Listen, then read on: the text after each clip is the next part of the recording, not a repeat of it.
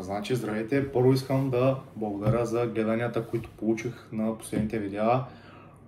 Наистина, смисълто и за мен е нещо ново.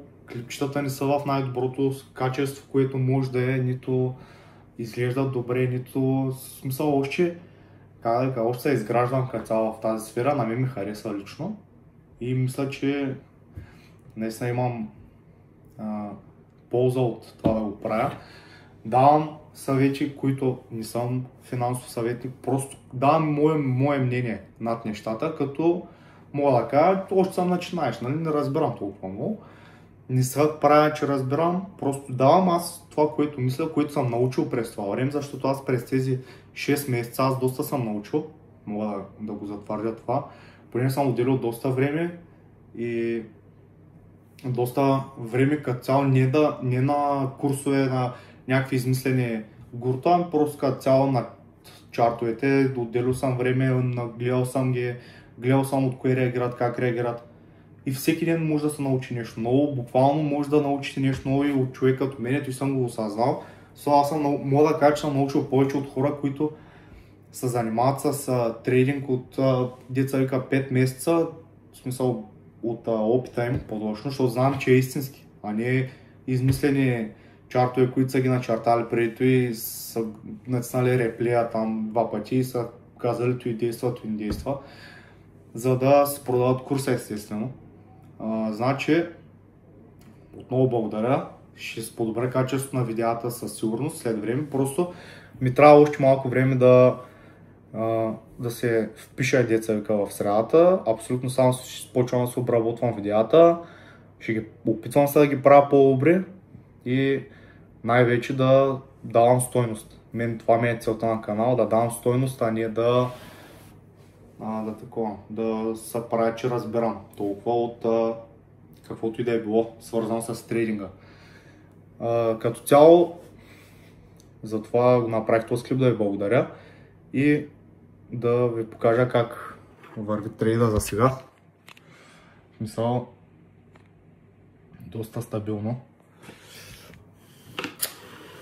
И сега ще кача другите части, ще го обработя и ще се опитвам абсолютно всеки ден да качвам поне по един такъв клип.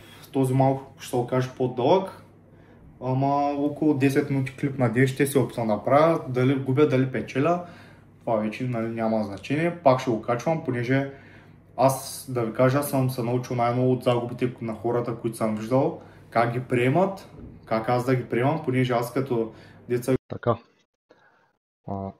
включваме се с един трейд на GBP USD. Така, какво имаме тук? Имаме на ретест на предишния support левел на swing high тук, както и цената е реагирала. Минахме под него, щупихме структурата, ретеснахме го и цената тръгна надолу. Също имаме SMT дивергенция на EURUSD с GBP USD на лондонска сесия и таргетваме previous Tokyo Walls. При маркет трейдвам днес, понеже за мен този трейд е солиден, в смисъл имаш всички конфлуенс за да вляза в него и заради това реших да вляза по-рано. Значи като цяло, нали, казах, че почнах да последния клип, не съм сигурен дали казах. Няма значение, почвам да трейдвам и да търгувам по различен начин. Значи почвам да търгувам на по-голям таймфрейм, понеже почвам да минавам на 4 часа, 1 час, 30 минути, 15 минути, вече много рядко на 5 минути, нали? Просто там вече да си гледа малко графиката. Минавам на 5 минути, само нали, ако искам да погледна ако се малко по-отблизо, иначе конфлуенси вземам от 1 час, 4 часа, може и от дейли. Така де, значи, какво става, нали? Ето казах това ниво, което е ретеснато, тук, swing high, минаваме под него, ретест на swing high и трейда се осъществи по най-хубавия сценарий с ретеста тук и с щупването и затварянето над тези ловове тук, които беше направил. Сега чакам да направя един lower high, след това lower low под това ниво и тук ще ни е take profit-а. Зависи вече, защото може има шанс и вероятно да тръгне повече цената надолу, ще таргетнем тези ловове тук на по-голям таймфрейм. Пак изглежда добре. 6 минути до затварянето на едночасовия кендъл. Също днес наблюдаваме злато. Злато наблюдаваме днес. Пак виждаме реакция от тази зона. Тук, този swing high. Минали сме под него. Нали? Сега в момента го ретестваме и се очаква да влезем също в много добра позиция на злато за шорт. Обаче вече, нали, трябва да видим как ще реагира златото. Дали ще иска да щупи. Аз принципно, да, хубаво е да вляза от тук още, обаче няма още волатилност в пазара и аз няма как да сложа голям стоп лос. В смисъл стоп лоса ми ще е над тези хайлове тук. И няма, като цял в момента още нямам достатъчно волатилност да вляза в пазара. Понеже може да ме изкара за нищо и да се тръгне да се направи движението, заради това ще изчакам още. И така. Тук какво са? Чакаме последния 5 минутен кендъл да затворя, да видим как ще затворя. Принципно, нали, му сега трябва да направи нов lower high някъде до тук, до тези нива, предполагам. И от тук вече да се тръгне надолу да си обери токи лоус. Аз така го виждам. И ще се включа пак, като е готов трейда. Аз съм вътре, да ви покажа, че съм вътре в трейда.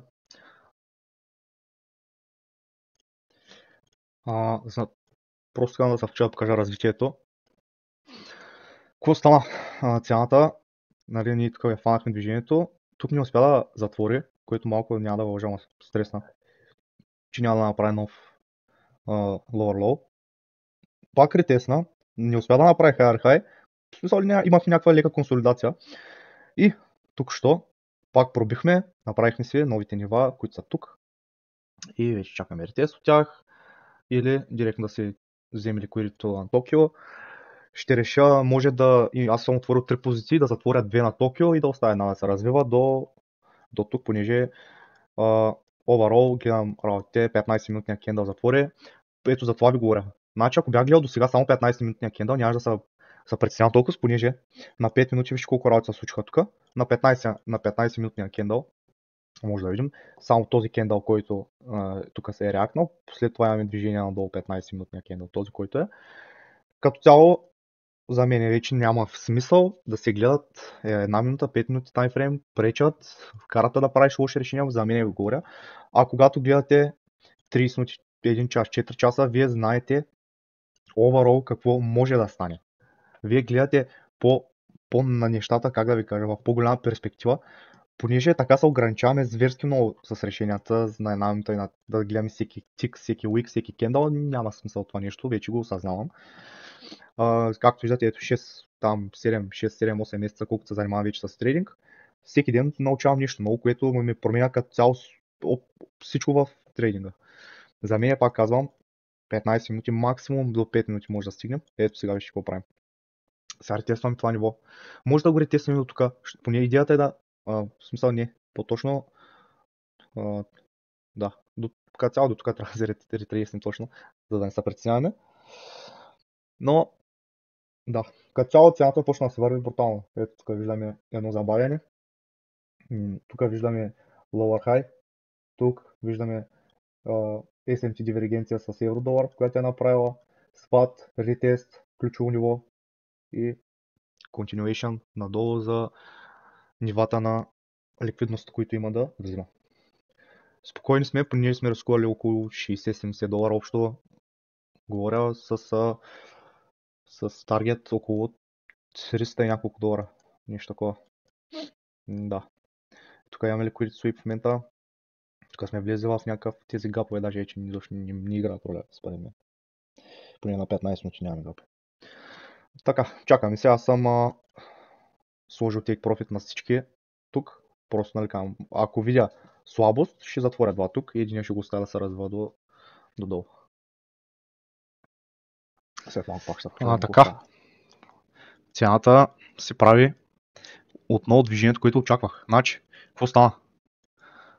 направи един брутален 15-минутен кендъл догоре, да обере каквото има да обира, там ликвидност ли, 100 полсове или каквото има да обира. И какво виждаме в момента? Зверски падеше. Така. Нивото, от което съм маркирал, реакция директна, голяма, зверска. И чай, цялата с камера много почвам да се изнервям, че не се вижда профита. Само един трейд е останал отворен. Така. Идеята в момента е да затвори под това ниво, за да продължи тренда надолу. И вече мисля да не спирам клипа, ще изчакаме заедно, понеже е доста близко вече. Според мен вече трябва да се затвори плътно и да се направи големи кендали надолу. Трейда се върви, както виждате, с lower highs, lower lows, lower highs, lower lows. Буквално няма признаци за обрат в тренда. Няма защо да излезем от позиция, няма да гледаме никакви demand, supply, resistance. Правим последно включване.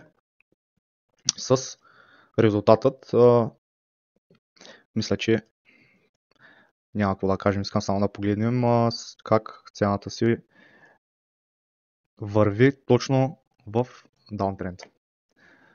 Затворихме третата позиция, понеже тук малко се зачуди дали да затвори под този lower low. И аз заради това реших да си прибера сигурна печалба. Тук за 30-40 долара, не ми се рискуваше повече. 110 долара последния трейд, първите два по 60 долара, единия. И днес сме около 220-30 долара печалба.